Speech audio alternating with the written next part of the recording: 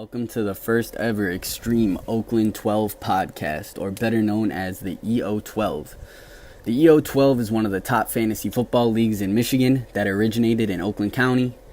The league was founded in 2010, and we continue to make improvements year after year. This year's biggest addition will be the addition of this weekly podcast. This podcast was created primarily for the members of the league, but of course anyone is free to listen. We will be covering a wide range of topics outside of the league itself, so it will be an interesting listen for anyone who is a sports fan. For example, a consistent segment that we will have is a sports debate. We all have experience playing sports, watching sports for even longer, so we like to debate different topics. We use stats, opinions, whatever it may be to make our point heard. And one thing that's guaranteed is it will get heated. One of the most popular topics that we will talk about is Jordan versus LeBron debate. That's always a good one. Very opinionated people in this league who feel very strongly towards one side. Some other topics we will discuss could include Jimmy Butler being a top 20 player in the NBA, if Matthew Stafford is a Hall of Fame QB even if he never wins a playoff game. Later on in this episode, we have a guest from the league that I'll talk about in just a bit. Another fun segment that we'll have is trash talk between whatever the premier matchup of the week is. So let's say we have two top-ranked teams going against each other. We'll have both those members on, and they'll be able to say why they think they're going to win and the other team is going to lose. It should get heated, and that'll be a lot of fun. And we'll also just talk about a lot of other sport current news and like I said before, some debates. So, without further ado, we're going to have a special guest come on the show right now, and that person is going to be the commissioner of the Extreme Oakland 12, Austin Rogers.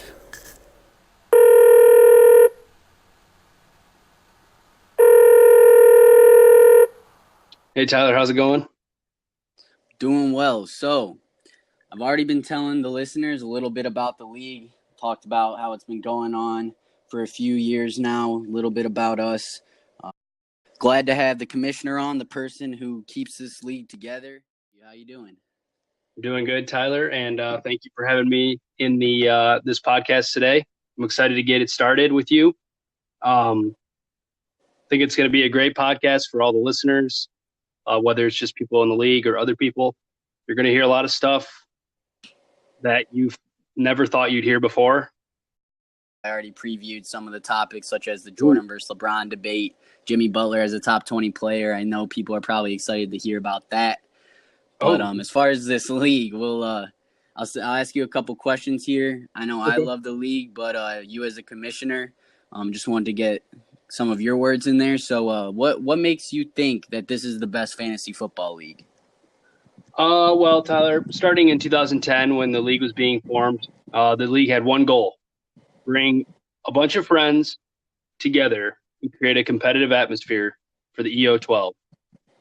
And I think over the years, as we've kind of had players come in and out of the league, we've finally come to that moment where we have hit our stride, and we are now the greatest league in Michigan. We have 12 managers who all know what they're doing. Well, I take that back. Michael Girdler doesn't really know what he's doing, but I think overall, when you put 12 managers who are all there to win, you get the greatest league in Michigan, and no other league can really match up to our league when it comes to the competitive nature and the longevity of starting. And I think it was seventh grade. I'm not sure, but we've been going for a while, and we're only getting stronger from here. So.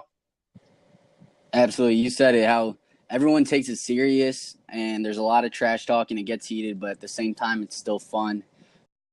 Now moving on from the league itself to you as a league manager, something that a lot of the members in this league might not know. What is some of the hardest parts of being the league manager? Ooh, this is where it gets interesting. As anyone who has a little bit of power or runs something, you often have critics, as you probably see in other parts of the world and the U.S. But at the end of the day, you want to do what's best for the league, what's best for the thing that you're running.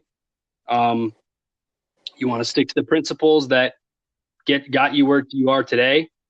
For example, I would say the hardest thing about being a manager, sometimes you get that manager who calls you a dictator. It does happen.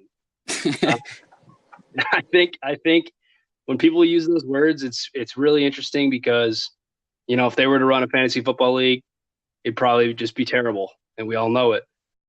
Like looking back at like a lot of stuff, I do appreciate you. Like you said, you like to keep the standards. Like I remember I made a suggestion for the scoring or the way like the positions are set up, and you mentioned how we've always been a league of a certain scoring type, and to change it, that would change the integrity of the league and kind of like what the league stood for at first. Which now looking back on, I do agree on that. Yeah, I would say, there obviously we want to grow and become a better league and make enhancements. But I think there's a few core principles, and I think scoring is definitely one of them, just because we all have, some of us, like me and you and Thomas and Mike, I think Zach, I think us five were the original people in this league. So we spent 8 years kind of training ourselves on who to draft. And I think that's important to kind of keep it that way. But when it comes to other things, I know you mentioned possible, what was it, given a dollar amount on the waivers. I think that might, we might want to look into that a little more because the waivers have been a little bit iffy. So possibly see what we can do there. But when it comes to the like you said, the integrity of the league, I think scoring is definitely important. Oh, absolutely. And then I know we were talking about having like a practice league to like kind of like test some rules. I think that could be interesting so we can make sure it works before we implement it in, because we do want the highest standard of a league. So we got to make sure everything's working right. We can't have any off years or anything. Oh yeah. And as I don't know, the listeners don't know yet, but we got a 24-inch trophy over the summer, or it's pretty badass. I'm not going to lie. That was exciting. It's been a long time coming for that. When I tell you this thing is probably 15 pounds, I'm telling you it's probably 15 pounds. It's a beauty, but unfortunately it's in Thomas Smith's hand. We're gonna take it from him because he's kind of sad to see the manager who just joined the league take it for 3 years.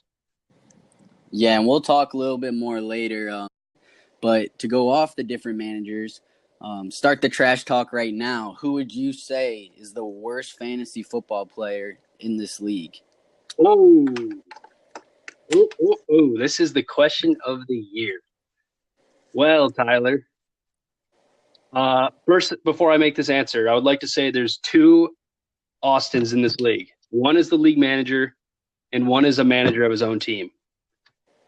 So when I speak of other teams, it is not as the league manager. It's as the manager of a team. So getting that out of the way. I'm saying in that regard, there's actually 3 Austins, including Austin Soul as well. There is an Austin Soul, and I don't know if he's heard from him in about 6 months, but honestly, I'll give you my answer first. When I was thinking of this question, Austin Soul was the first person who popped into head. Not because that he's not a good fantasy football player. Like we said before, everyone in the league has experience, so everyone is pretty good. He's just one that we don't hear from, so I don't really get to hear his thought process or input on a lot. So just by process of elimination, he'd probably be up there. And after the year where Sandy went on auto pick for I don't know if he's done that in other years. That's another one that's a little bit of a questionable move. So he may be up there too. But those would be my picks right now. You said that one comment. I agree with one comment about Soul not saying anything. And I think in some cases, for some people, saying stuff has actually hurt their reputation. Yeah, absolutely. And on this episode, I'm not gonna go into too much, but I think it has definitely tarnished some managers' reputations. So do you have a player who would be the worst, or leave that one up for interpretation? I think I do have it, and I think I have to say it, and I'm gonna have to go with Michael Girdler. Interesting. And my reasoning is every single year he has a trash team. He's He's either average or a team that's just not competing. As far as I remember, I don't remember the exact list, and we compiled the history of the team's records, but I do remember him being a very average team most years, if not bad. Yeah, and he drafts players that everybody thinks are going to be bad, and that doesn't necessarily make them bad, but at the end of the day, they turn out to be bad. So, Michael, this one's for you. I really hope you step up your game. All right, so just to show some people like how long we've been playing fantasy football, thought it would be interesting to hear your earliest fantasy football memory. Okay, that's a good question because I'm gonna have to ask you back because this is gonna be good. But my earliest memory. Now, this one's a good one. My boy, I think you might know what I'm about to say. I was down big on a Sunday around 4:00. And the 4:00 game started. I'm down by 25 points, and I got a tight end left. Guess who it was? That tight end happened to be Dallas Clark. You know what, Tyler? That was another one a few years later, but this one's even possibly more legendary. That had to be like we'll talk about that later, but that was probably my worst fantasy football memory was that Dallas Clark one. But what were you gonna say? This one is my boy LJ Crumpler. He came out, went for 3 touchdowns on a Sunday evening, and this might have been the first year because that was a while ago. So, my earliest fantasy football memory, it's actually when I started playing fantasy football. I somehow remember this, how I got into it. My dad had a league with the Rochester Redskins, all the dads there, and I showed up. They needed an extra person. And I hopped in and never knew anything about fantasy football. I had a general idea, not much, but I had like the first or second pick. And I remember everyone was like, "You have to pick Larry Johnson. Like if you don't pick him, like you're dumb. Like you gotta pick him." And then I ended up picking Sean Alexander, and I think he ended up breaking his arm the year of the Madden curse that year. Oh, was that the year after he had like 28 touchdowns or something? Yep. Fantasy football is a sad and cruel sport. As you might know, I am cursed. I say, speaking of being cursed, in a little bit of fantasy, do you remember what your worst fantasy football move might have been? You know, Tyler, I've made some somewhat bad decisions, but I don't think I've made anything awful. But I do have one that really hurts me. I think it was about 2 seasons ago, so pretty recently. I was drafting a quarterback, and I think it was either Matt Ryan or Peyton Manning. And for some reason, I picked Peyton Manning.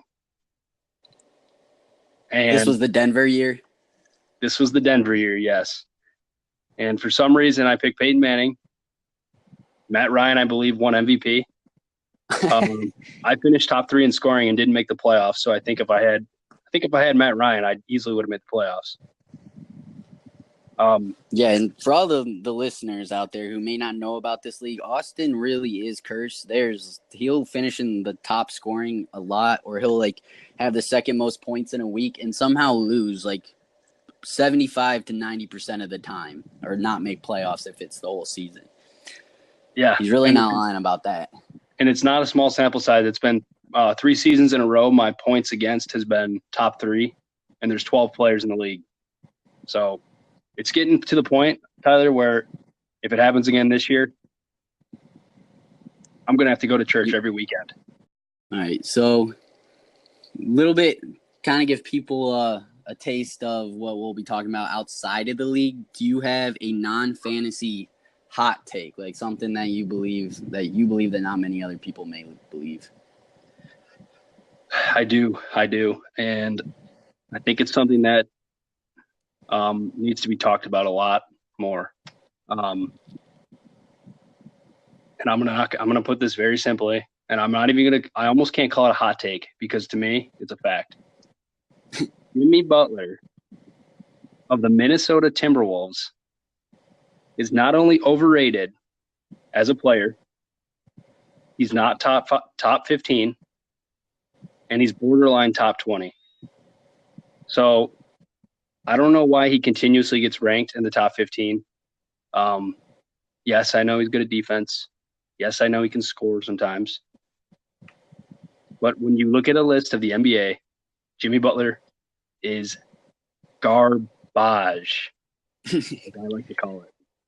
And I know you've given stats to back that up, and there are some interesting ones. And the other league member who thinks the complete opposite, who would probably argue they're top 10. That's just don't quote me on that, but I know Zach Lim. He's a big Jimmy Butler fan, and that will be a fun episode. We'll have to get you and Zach on here to debate that topic. I will look forward to that one. Yeah, and I do want to say before we move on that I'm not saying this with no backup. Jimmy Butler, I have the stats. Did you remember when he was on Chicago and he was crying about his teammates? I do. Now he's crying about his teammates in Minnesota. Yeah, it really makes you think, is it really the other players? Because the common denominator in these situations is Jimmy Butler. Yeah, and have you ever seen a top 15 player get more passes when it comes to playing crappy? I have not.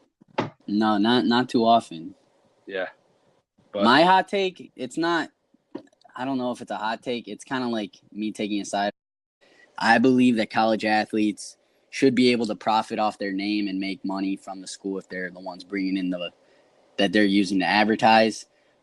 That could be a whole show in itself. I was trying to think of one. I was trying to think, but I don't have too many hot takes. I'll have to think a little bit longer. Maybe we'll do an episode full of hot takes. That could be a fun one. Oh, yeah, and you know what? Talking about that a little bit, I do think college players definitely should make money, at the very least, off their name. Yeah, exactly. How are you going to tell me Johnny Manziel, Cam Newton can't make money off their names? Oh, exactly. When you walk into the store, I know they changed the rule now, but at their time, you could have a Texas A&M jersey with the number 2 on it front in the school store, and trying to say that that's not him. It's just a generic jersey. Yeah, and they're selling those for $100+ and profiting 80 of it. So, yeah, I think we'll save the rest of that argument for the rest of the time. So, last question. As everyone knows, we started off in Michigan. A lot of us are all around the United States now. I don't know exactly how many states, but since we all did originate in Michigan and majority of the league is Lions fans, my question will be, how do you think the Lions will do this year? The ultimate question. The question that I get asked every year and everybody from Detroit gets asked every year. And to be honest with you, we have a tough schedule this year. I think we improved. Got a better coach because Jim Caldwell was horrible, probably the worst coach I've seen. I think he was like worse than Steve Mariucci with Matt Millen above him. Jim Caldwell he just stood there. I don't know what he really did. But so we definitely upgraded our coach. We finally drafted a running back after, there was those diehard Lions fans who, Amir Abdullah, he's going to really carry us 3.1 yards per carry. Yeah. Okay. Cooper Henry. Sorry, but I look at stats on a piece of paper, and that's fact. Okay, I don't need your little fairy tales. But so I think the Lions, their offensive line got a little better. Their running game got a little better. Their receivers are already good. Stafford is top 6 or 7. I'm a big Garrett Blount and Kerryon Johnson fan. I'll be honest with you. You are both? You're a fan for both? I am. I think they could do well together. I don't know. They have a lot of running backs on the team right now, and I don't really see how they're all fitting together. I feel like one of them may get cut, but not Kerryon Johnson, obviously. But you don't spend a second-round pick or early second-round pick on a player not to play them. But if LeGarrette Blount plays how he has been and Kerryon Johnson can get a lot of carries throughout the year, I think they have a shot to be good. But what were you going to say? I think, Theo Riddick on the Lions. He is – yes. I'm not sure. I think it's going to be either – I don't know if they're going to carry 4 running backs, but they're going to have to cut either him or Abdullah. And I think it's got to be Abdullah who gets cut. Yeah, I can see that. It's just they have so many running backs, and even like their offense, like the offense that they're gonna run now, it just like a lot of them don't fit into that scheme. Like, and just having those 4 running backs, it just doesn't make sense. But they have talent there. Is just see how they can use it. Yeah, and I think when you got Marvin Jones and Golden Tate, Stafford, it shouldn't be that hard to run the ball. But yeah, also that's another thing. That has to be the most underrated receiving corps in all of the NFL. yeah, Marvin Jones, he catches the ball when it's tossed up to him, and Golden Tate is the yak leader of the NFL. So we got a good team, but with our schedule, you saw the schedule. It looks difficult to me. I'd go. Yeah, I have a prediction. I'll give it to you after I hear yours. Yeah, I'd go 9 or 10 wins. Possible wild card. I had 10-6, and I said miss playoffs, but that's just because the NFC is so strong, and with how good it is, it'll just be hard, especially because to compete in their division with Green Bay and Minnesota, that's just 2 powerhouses, or at least I think they're going to be powerhouses this year. So they're going to have to get a wild card spot, and there's quite a few teams. I mean, like the Giants, I think they're going to be pretty good this year too. But yeah, it'll be tough. I think though, like you said, 9-10 wins. If they can pull off a couple upsets, maybe even 11. But even at that, they'll be in the last game will probably be for the playoffs. Do you have any messages for the league, Tyler, that you want to get out? Anything that's really bothering you with any of the members? Like I said before, I'd like to see a little more involvement out of some members, such as like Sandy and Soul. I mean, even like Jay Excites, like he's not really commenting. Like he'll come in, he'll make some troll comment, and then leave for a couple weeks, and then hop back in a little bit later. That kid, I mean, it's fun. Yeah, that kid Sites is a troll. I feel like if you're driving up north, right, in Michigan, you're about to cross the Mackinac Bridge, everything's going fine all the way there. That kid is sitting on the side, picking berries, eating them like a troll, shoving them down his mouth. And you go, starts chucking rocks at your car. And you go, what the hell is the point of that? Because it doesn't make sense. That's Jake Sites. Yeah. Everyone sees it there half the time, and it's not acknowledged. But yeah, I mean, message to the league: Thomas Smith not winning it again this year. It's a promise. I've done the most research out of any year I've ever had this year. I've been listening to podcasts, looking online, mock drafts. I've probably done over 50 mock drafts. So I'm ready for this year to get started. It's been a long off season. So Tyler, you said you promise. If he wins it, what will you do? I'll have to think about it.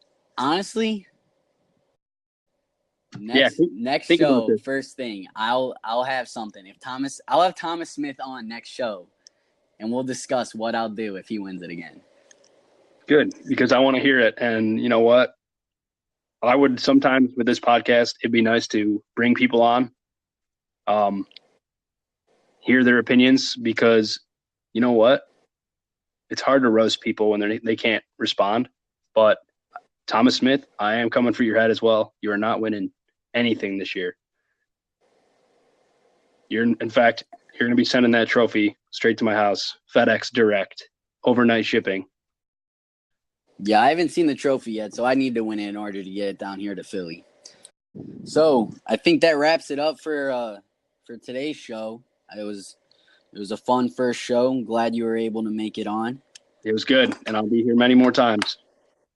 Absolutely. Look forward to it, and look forward to a great year of fantasy football. I think it's going to be one of the best years. Yeah, I think it'll be great. And to anybody listening, make sure you follow us on Twitter. I believe it's the Oakland 12 FFL. Oakland 12 FFL. It's a great Twitter account. All the news and updates. And just stay connected with the league, because not only the greatest league in Michigan, but we're the greatest league in the Midwest nowadays. So, all right, it was a good show, and look forward to a great year, Austin. All right, Tyler. Thank you. Goodbye to you.